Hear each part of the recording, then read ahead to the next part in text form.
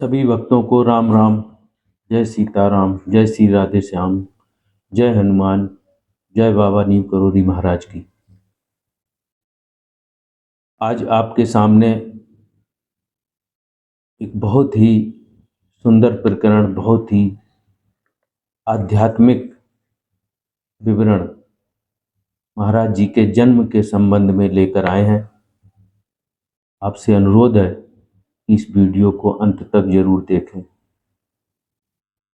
महाराज जी और गुरु माँ के दर्शन कीजिए।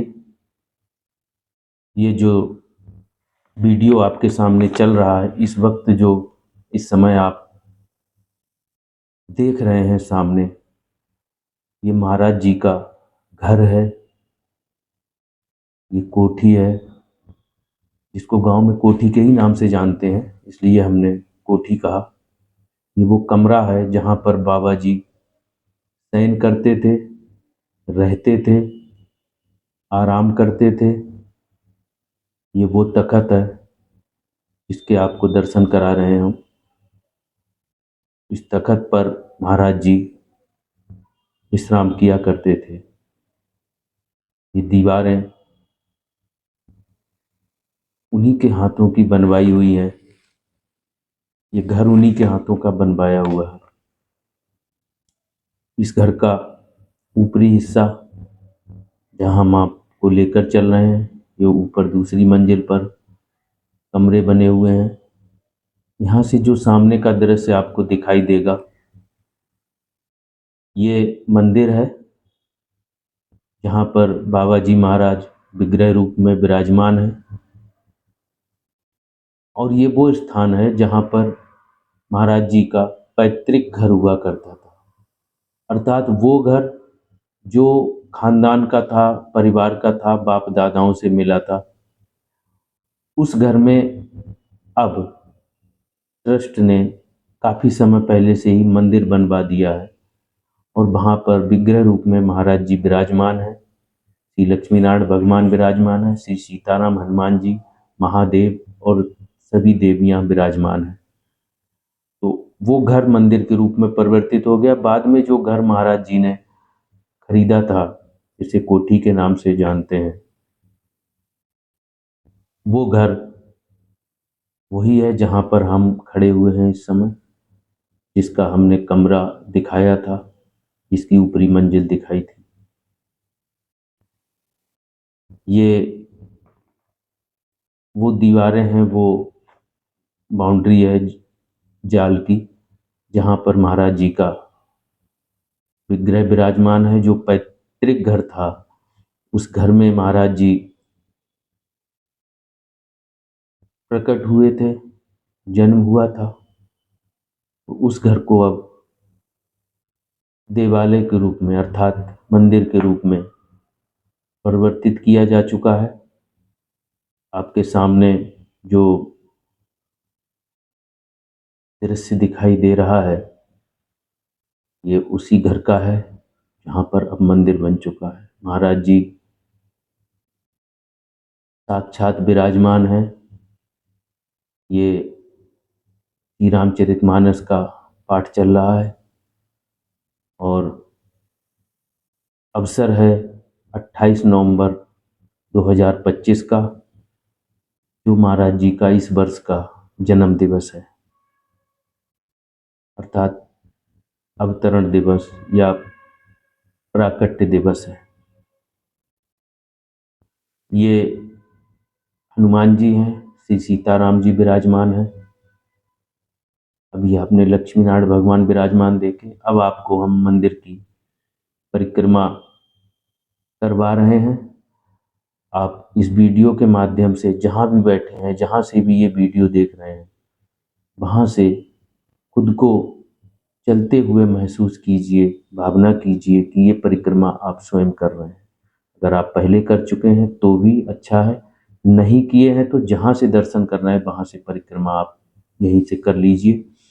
और ये मंदिर के बराबर के हिस्से में सभी देवियां विग्रह रूप में विराजमान है, जिनकी नित्य पूजा आराधना होती है। हनुमान जी विराजमान है और ये यज्ञशाला है, हवन कुंड है, जहाँ पर कई अवसरों पर हवन यज्ञ हुआ करते हैं और ये महादेव का मंदिर है, भगवान भोलेनाथ शिव शंकर का मंदिर है। यहाँ पर भोलेनाथ विराजमान हैं। यहाँ पर भी नियम से पूजा आराधना स्तुति होती है। ये श्री रामचरितमानस जी का पाठ दोबारा आपको दर्शन हुआ। अब हम यहाँ से महाराज जी का दर्शन करते हुए इस पैतृक आवास में जो दूसरा हिस्सा था, जिसे आप कह सकते हैं कि कभी वो एक, जैसे गांव की भाषा में गोड़ा बोलते हैं, उस तरह का वो एक घेर हुआ करता था। तो वो एक घेर है जहाँ पर ये हलवाई लगे हुए हैं भोग प्रसाद बनाने के लिए। ये स्थान पहले, काफ़ी समय पहले से यहाँ पर श्रीमती राम बेटी पूर्व माध्यमिक विद्यालय के नाम से स्कूल चलता था। अब ट्रस्ट ने यहाँ पर म्यूजियम बनवाना शुरू कर दिया। ये सामने ध्यान कक्ष है डाक बंगलिया का। बाबा जी के चरण चिन्ह हैं, चरणों के दर्शन कीजिए। और इस डाक बंगलिया में महाराज जी विश्राम करते थे, पंचायतें करते थे, हंसी ठिठोली करते थे।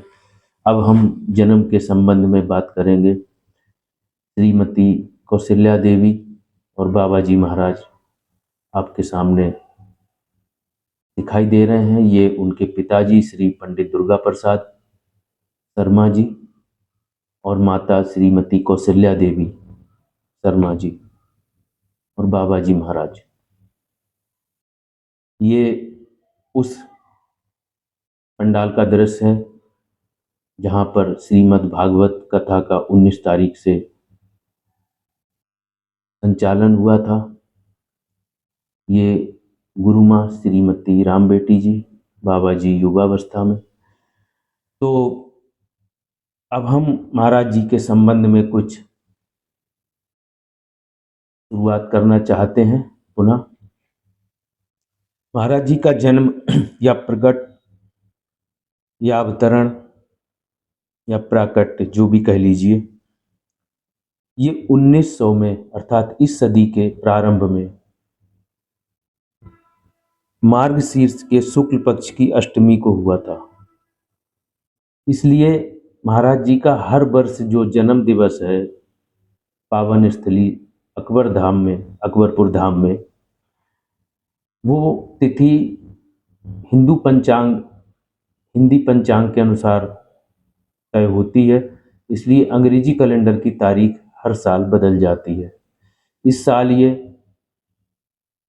28 नवंबर 2025 को तय हुई थी और यहाँ पर बहुत ही अच्छा कार्यक्रम हुआ।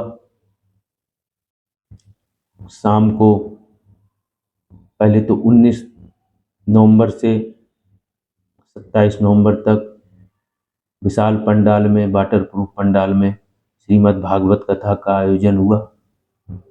27 नवंबर की संध्या को लखवीर सिंह लखा के द्वारा भजन संध्या हुई। बहुत ही सुंदर सुंदर उन्होंने भजन गीत गाए। दर्शकों ने, श्रद्धालुओं ने आत्मविभोर होकर, मंत्रमुग्ध होकर उस भजन संध्या में अपनी भक्ति को पालित पोषित किया। उसके बाद 12 बजे के बाद 28 तारीख लगने के समय केक काटा गया और आतिशबाजी छुड़ाई, पटाखे छोड़े, अनार छोड़े गए, रॉकेट दागे गए। तो पूरी दीपावली जैसा उत्सव मनाया गया। और 28 तारीख को फिर वो केक का प्रसाद बांटा गया उसी रात को, और 28 तारीख को भंडारा प्रसाद वितरण हुआ। तो ये तो उत्सव की बात हुई। अब हम बात करते हैं महाराज जी के जन्म के संबंध में। तिथि आपको बता ही दी है हमने। एक बात और बताते चलें इसी बीच कि पावन स्थली अकबरपुर धाम को आप कैसे जाएंगे, उसका पता जरूर बताते चलें, फिर आगे की बात करते हैं। आप यदि आगरा से आते हैं तो आपको टुंडला जाना है, टुंडला जंक्शन। वहाँ से 10 किलोमीटर आगे एक फ्लाईओवर है, जहाँ पर राजा का ताल नाम से एक पुलिस चौकी भी स्थापित है। वहाँ पर आप अगर अपनी गाड़ी से हैं तो वहाँ से आप फ्लाईओवर के नीचे से जाकर जा सकते हैं। राजा का ताल नाम की पुलिस चौकी, किसी से पूछ सकते हैं। और अगर आप आगरा की तरफ से आते हैं तो टुंडला से 10 किलोमीटर लगभग पहले यही पुलिस चौकी पड़ेगी, फ्लाईओवर के नीचे है, राजा का ताल नाम से, किसी से पूछ सकते हैं। और वहाँ से आपको 3-4 किलोमीटर का रास्ता रह जाता है, जिसे अगर कोई सवारी मिलती है तो ठीक है, नहीं तो किसी श्रद्धालु गांव वाले के साथ में आप लिफ्ट लेकर भी जा सकते हैं। प्राइवेट सवारी ऑटो और टुक टुक वगैरह मिल सकते हैं। नहीं तो 3-4 किलोमीटर कोई बहुत ज़्यादा रास्ता नहीं है, इसे पद यात्रा से भी आप तय कर सकते हैं। तो ये तो हो गया पावन प्राकट्य स्थली, जन्म स्थली श्री अकबरपुर धाम। ये पड़ता कहाँ है? ये भारत देश के उत्तर प्रदेश जिला में, अर्थात आप अगर देश के बाहर हैं तो इंडिया में यूपी में जिला फिरोजाबाद पड़ता है। पहले ये आगरा जिला हुआ करता था, अब काफ़ी समय से आगरा जिले के दो हिस्सा करके जिला फिरोजाबाद कर दिया गया है। उस फिरोजाबाद जिले में अकबरपुर स्थित है, जो टुंडला से 10 किलोमीटर राजा का ताल चौकी के पास से रास्ता गुजरता है अकबरपुर धाम जाने के लिए। तो ये पता हो गया आपके लिए। आप कैंची धाम जाते हैं, नीम करोली धाम जाते हैं, वृंदावन धाम जाते हैं, और भी दिव्य धामों में जाते रहते हैं। हमारा आपसे अनुरोध है, कम से कम एक बार बाबा जी की प्राकट्य स्थली अर्थात जन्म स्थली अकबरपुर धाम के दर्शन अवश्य कीजिए। इस रज में बच्चे होकर बाबा जी खेले कूदे, लोट लगाई होगी। अंतिम समय तक महाराज जी, इस शरीर लीला के अंतिम समय तक महाराज जी गांव आते जाते रहे, वहाँ के प्रधान भी रहे, और उनकी श्वासें उस हवा में घुली हुई हैं, उनकी चरण रज बिखरी हुई है।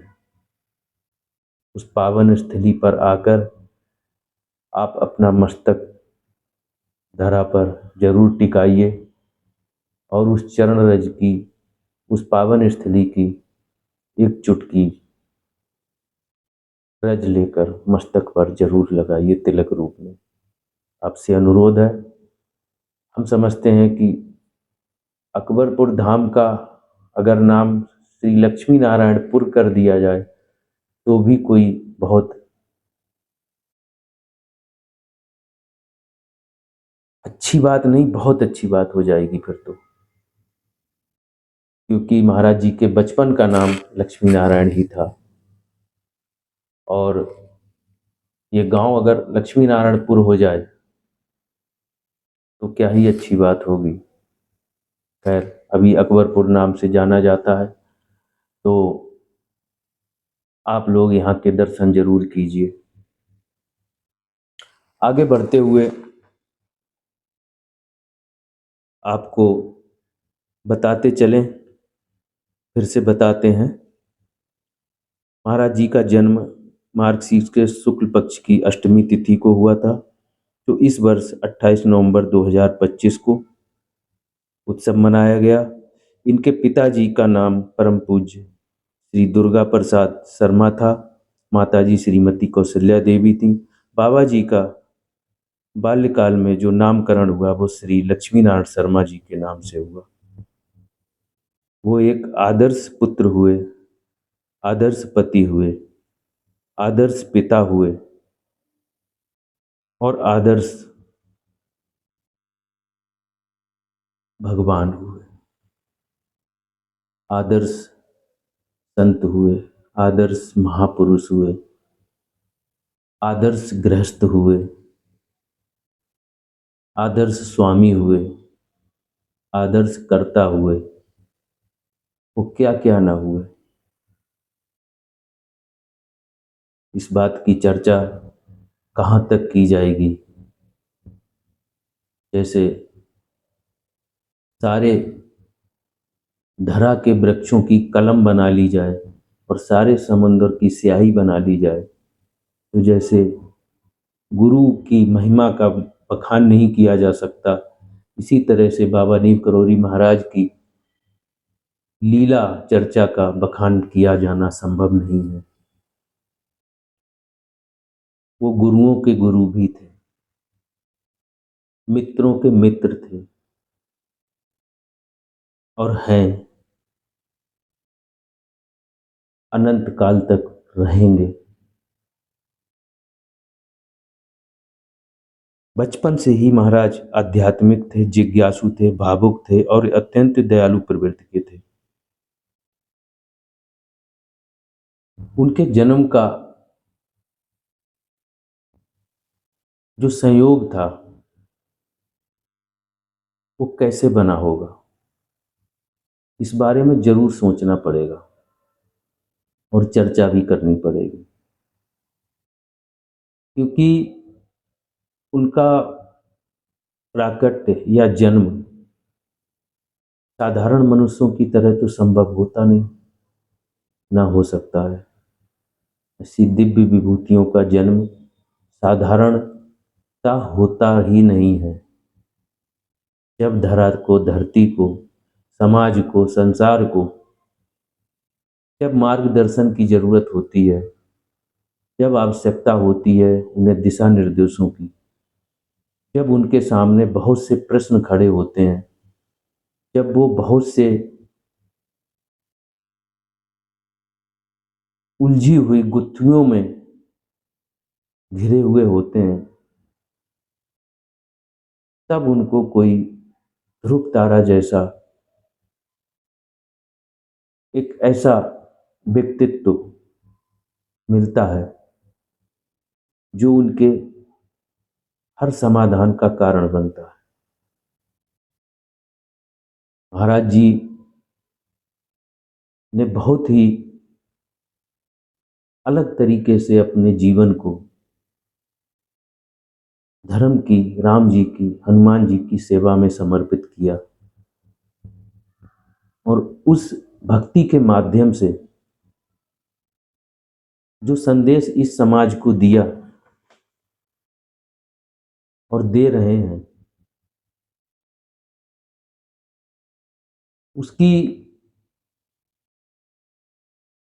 कहीं दूसरी जगह पुनरावृत्ति भी देखने को नहीं मिलती। उन्होंने कोई परंपरा बनाए बिना, उन्होंने कोई संप्रदाय चलाए बिना, कोई चिन्ह, कोई तिलक, कोई भेष, कोई मंत्र, कोई दीक्षा, कोई गुरु मंत्र, ये सारी चीजें जहां आजकल नहीं, लंबे समय से जरूरी थी, उन सारी चीजों के बिना महाराज जी ने जो संदेश, जो प्रेम, जो भक्ति फैलाई पूरे संसार में, वो साधारण नहीं है। वो अति असाधारण कार्य है जिसको महाराज जी जैसा ही कोई कर सकता है।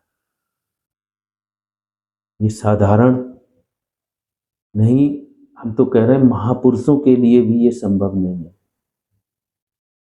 वो सर्वात्मा थे, सर्वात्मा है। सर्वात्मा क्या होता है? सर्वात्मा एक अति दुर्लभ आत्मा होती है जिसके बारे में किसी अगले वीडियो में अगले एपिसोड में विस्तार से चर्चा की जाएगी। तो वो एक महात्मा, एक संत, एक गुरु, एक गृहस्थ, एक पार्षद, एक सन्यासी, एक साधु और एक भगवान, ये सब कुछ वो थे और हैं। भगवान क्या होता है?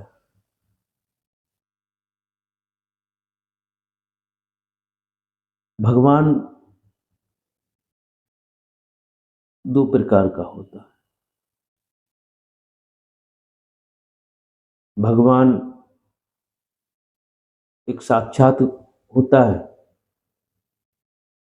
एक असाक्षात होता है, निराकार होता है, जिसका आकार प्रकार कोई नहीं होता। ये बहुत बड़ा विषय है, इसकी कभी चर्चा होगी। उससे पहले आपको 28 नवंबर के भंडारा के दर्शन करा देते हैं।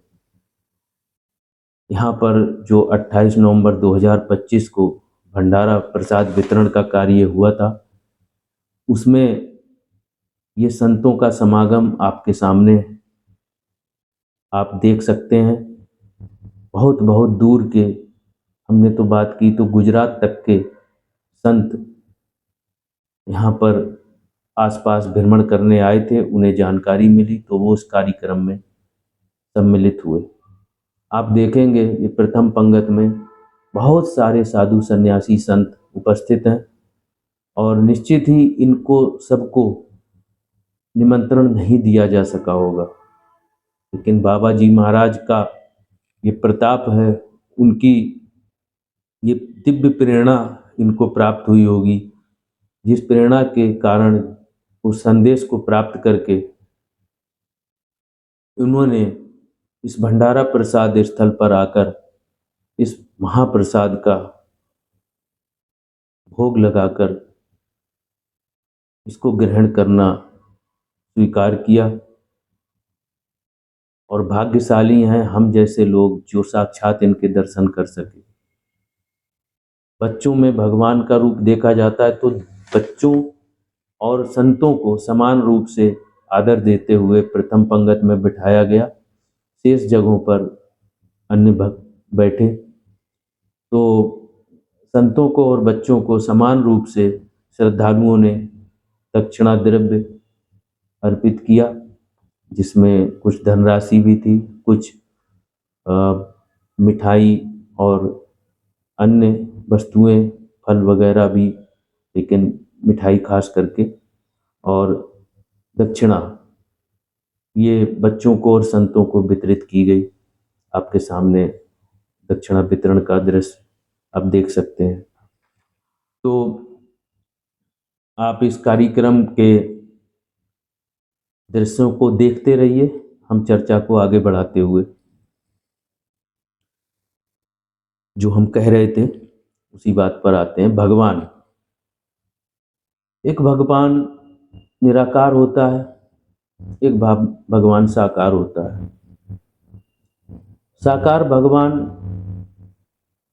दो प्रकार के होते हैं, एक विग्रह रूप में जो पुरातन समय से अवतार होते हैं, जैसे लक्ष्मी नारायण का अवतार, लक्ष्मी नारायण भगवान के विग्रह भी हैं, मंदिर भी हैं, श्री राम जी के रूप में, फिर भगवान श्री कृष्ण के रूप में,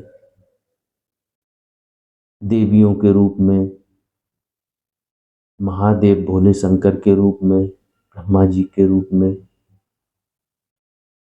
हनुमान जी के रूप में। एक तो भगवान ये हैं जिनकी भक्ति करते हैं, पूजा करते हैं। इनकी सबकी भक्ति करना दो उद्देश्यों से होता है। एक उद्देश्य होता है मोक्ष, साकेत धाम, गोलोक धाम, वैकुंठ धाम, स्वर्ग। ये किन किन को चाहिए होते हैं? जो साधारण तपस्वी होते हैं वो स्वर्ग की कामना करते हैं, जो उनसे और अधिक साधना करते हैं वो गोलोक धाम जाने की कामना करते हैं, जहाँ पर भगवान श्री कृष्ण, श्री राधे श्याम का धाम है। फिर साकेत धाम जाने की कामना करते हैं कुछ, जहाँ पर भगवान श्री सीताराम जी का धाम है।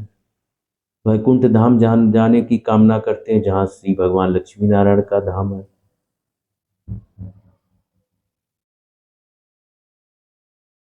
शिव धाम जाने की कामना करते हैं। लेकिन और ज्यादा महान तपस्वी होते हैं, वो जाते हैं, कहते हैं मोक्ष, मोक्ष चाहिए। मोक्ष का मतलब किसी धाम की कोई इच्छा नहीं, भगवान परम पिता परमेश्वर ब्रह्म के अस्तित्व में स्वयं को विलीन कर लेना, कभी किसी जन्म के लिए धरा तल पर, पृथ्वी पर किसी लोक में नहीं जाना, वो मोक्ष होता है। मोक्ष कई प्रकार के होते हैं फिर,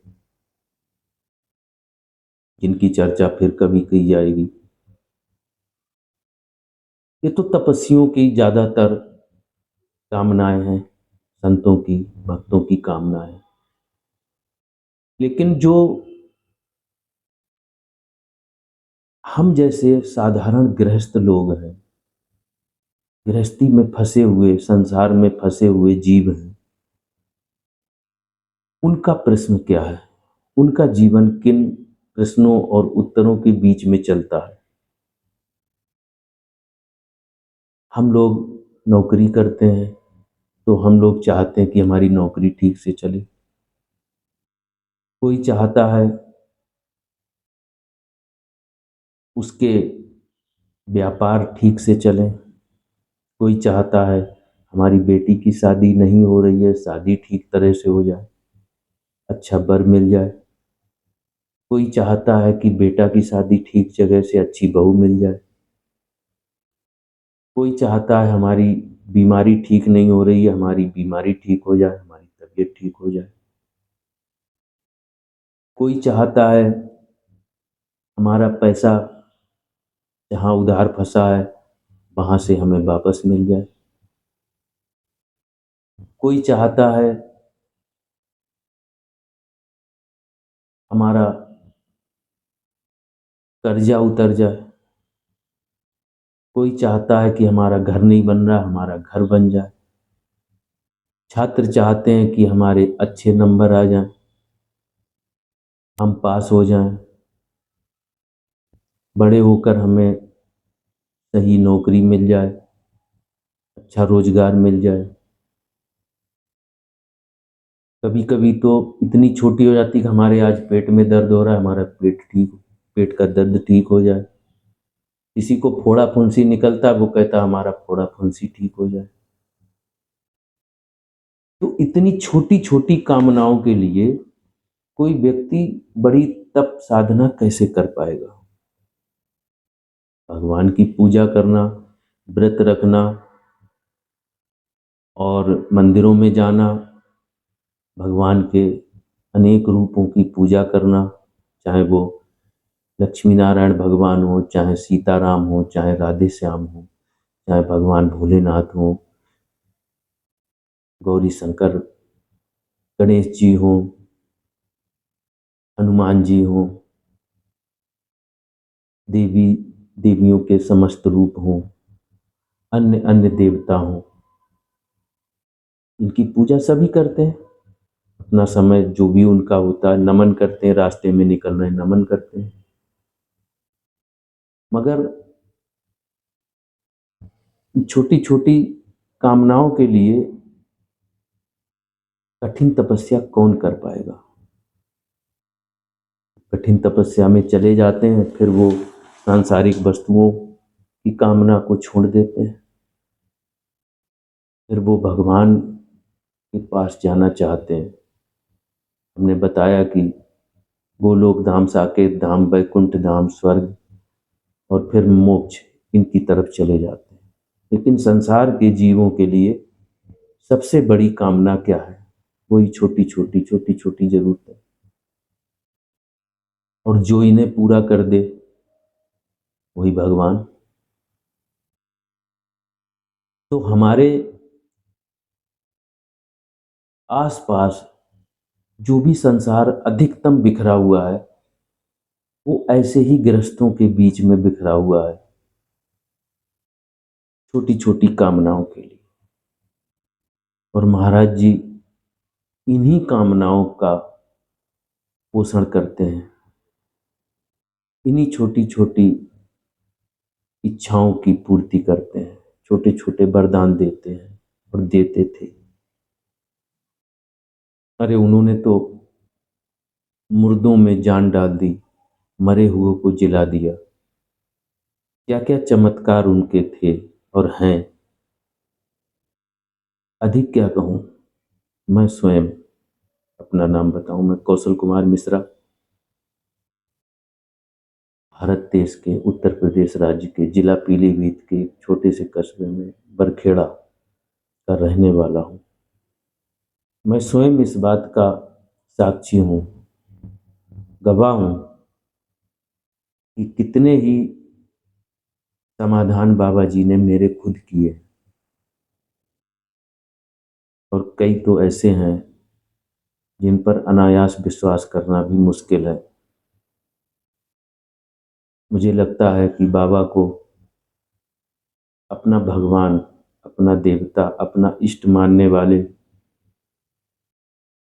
अधिकतर भक्तों के जीवन में कोई ना कोई स्पष्ट चमत्कार हुआ, कोई ना कोई ऐसी लीला अवश्य हुई, और नहीं हुई तो होगी जरूर।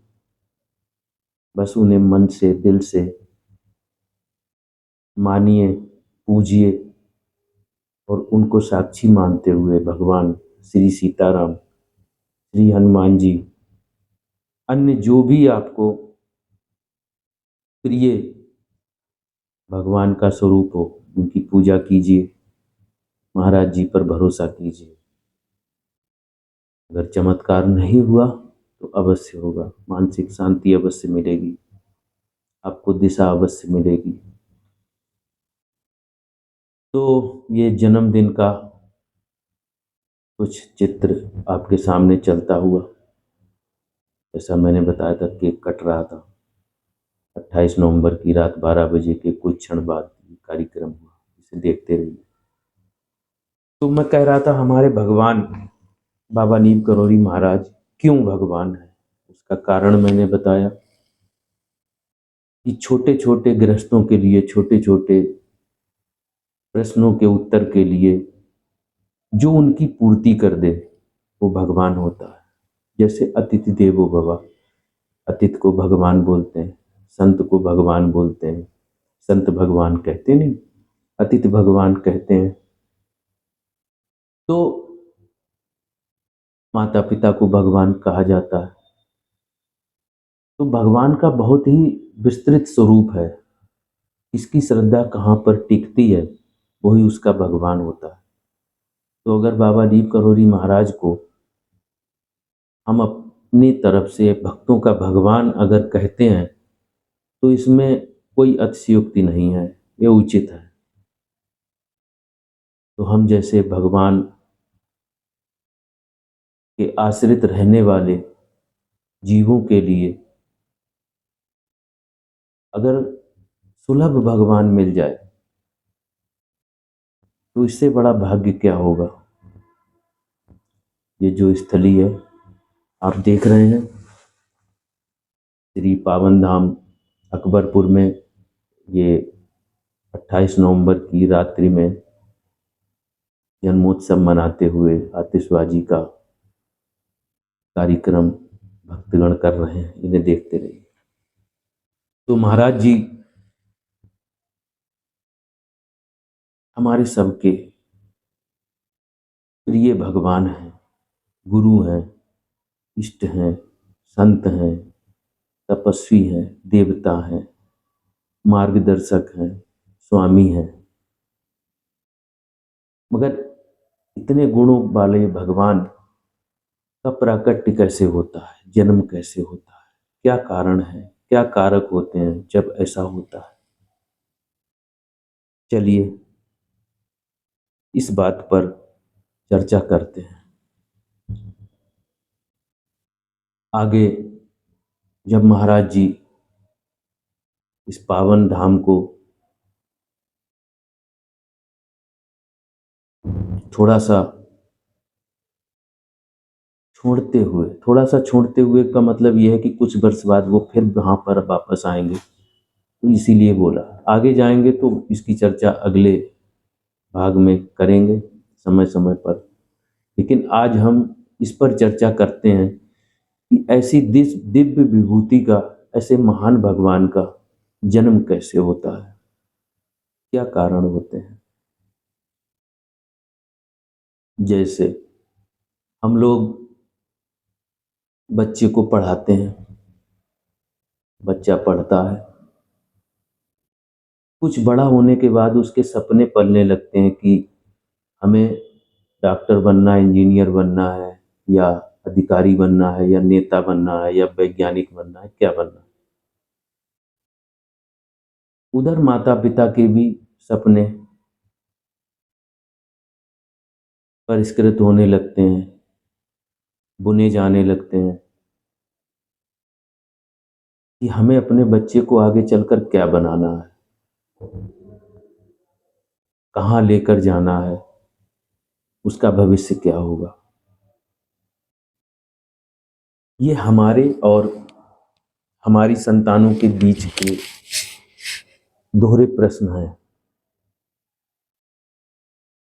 लेकिन जो दिव्य विभूतियों का, पार्षदों का इस धरती पर अवतरण होता है, तो ये परमपिता परमात्मा और उस आत्मा, इन दोनों के निर्णय पर आधारित होता है।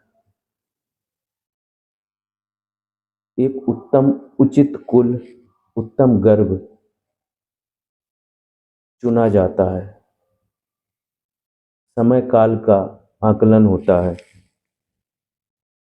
कि किस समय कहाँ पर कौन सी दिव्य आत्मा का अवतरण होगा और क्या क्या कार्य उनको सौंपे जाएंगे, जो इस संसार में, इस समाज में प्रसारित होंगे और जीवन को सरल बनाएंगे। प्रजा का, जनता का, मानवता का, जीवों का कल्याण होगा। क्योंकि आत्मा ईश्वर का अंश है और ब्रह्म चर अचर जड़ चेतन, ठोस द्रव्य, तत्व अतत्व हर स्थान पर विराजमान है। या ये कह लें कि जो भी है इस संसार में, वो सब कुछ ब्रह्म ही है और उसी ब्रह्म में ये विलीन हो जाना है, उसी ब्रह्म से ये जन्मा है। ये बड़ा विषय है, इसी अगले एपिसोड में इसकी चर्चा करेंगे।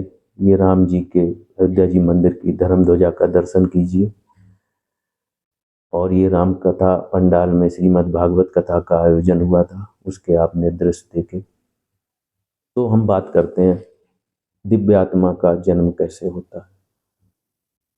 आपने देखा होगा कि किसी समय जो पहले अमरूद आते थे, वो एक मुट्ठी में समा जाने वाले मध्यम आकार के होते थे। एक हथेली में पकड़ दो और उनको पेड़ों पर चढ़कर तोड़ा जाता था।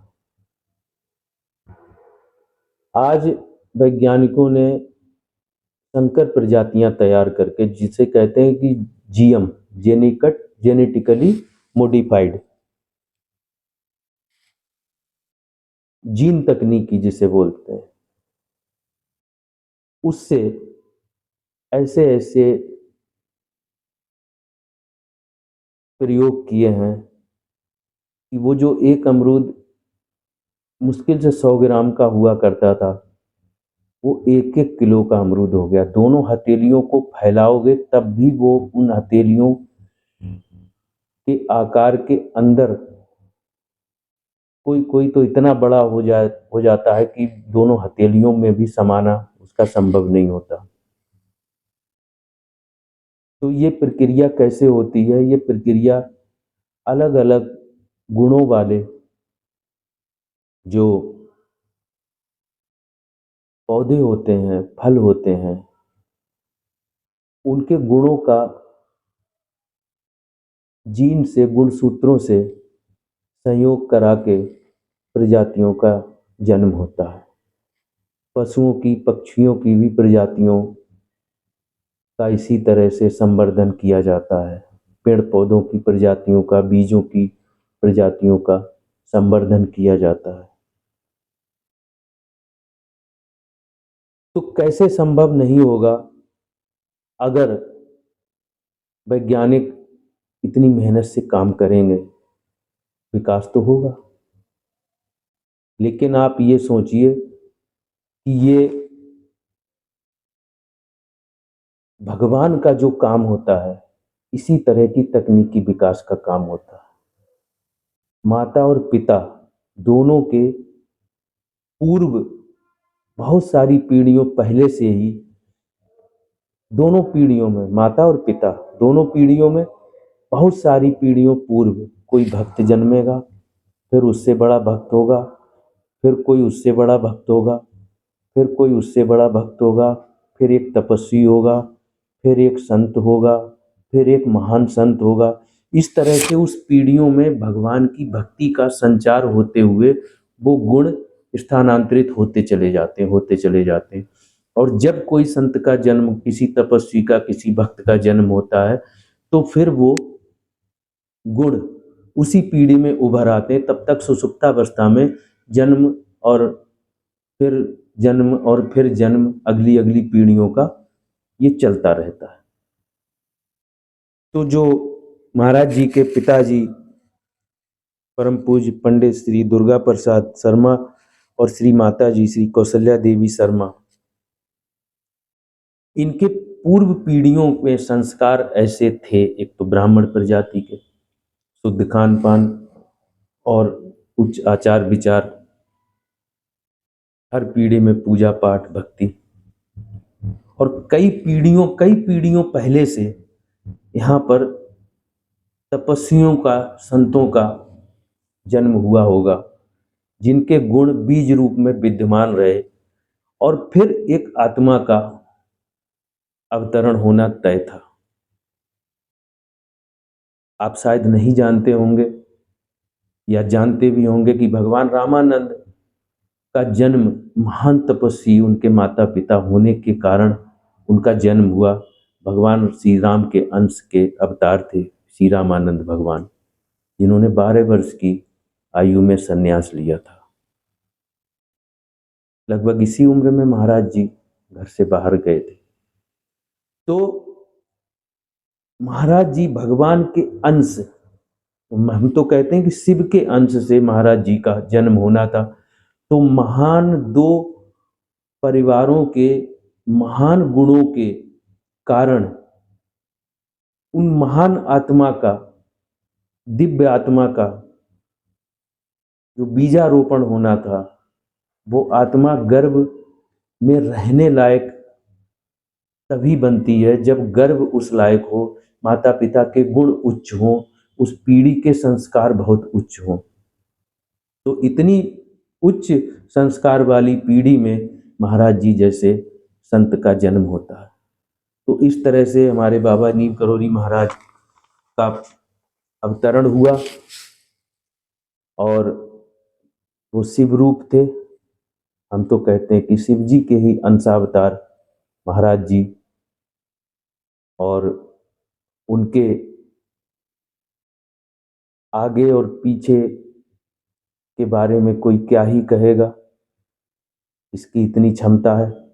लेकिन यही कोशिश करेंगे ज़्यादा से ज़्यादा आपको हम महाराज जी के जीवन से, भक्तों के जीवन से जुड़ी हुई कथाएं, कहानियां, सत्य कथाएं सुनाएंगे, वैज्ञानिक तरीके से उनका विश्लेषण करेंगे, ताकि आपके और आपके मिलने वालों के जीवन में कुछ अच्छा हो।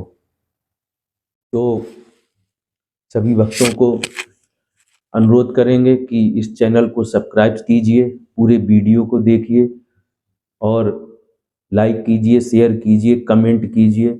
इस चैनल पर जो कमाई होगी उसका आधा धन महाराज जी की सेवा में, हनुमान जी की, राम जी की सेवा में खर्च किया जाएगा। इस बात का हम प्रूफ के साथ, सबूत के साथ इस चैनल पर प्रसारण करेंगे। और क्योंकि इस चैनल को सब्सक्राइब करना, लाइक, शेयर, कमेंट करना, दूसरों को ये व्हाट्सएप पर और दूसरे माध्यमों से भेजना, ये भी एक पुण्य की श्रेणी में गिना जाएगा। इसलिए हम आपसे अनुरोध करेंगे कि इस चैनल को आप लाइक जरूर कीजिए, शेयर कीजिए, ज़्यादा से ज़्यादा लोगों को, रिश्तेदारों को, मित्रों को, मिलने वालों को शेयर कीजिए। महाराज जी के दर्शन करिए। और हम आपसे इस वीडियो के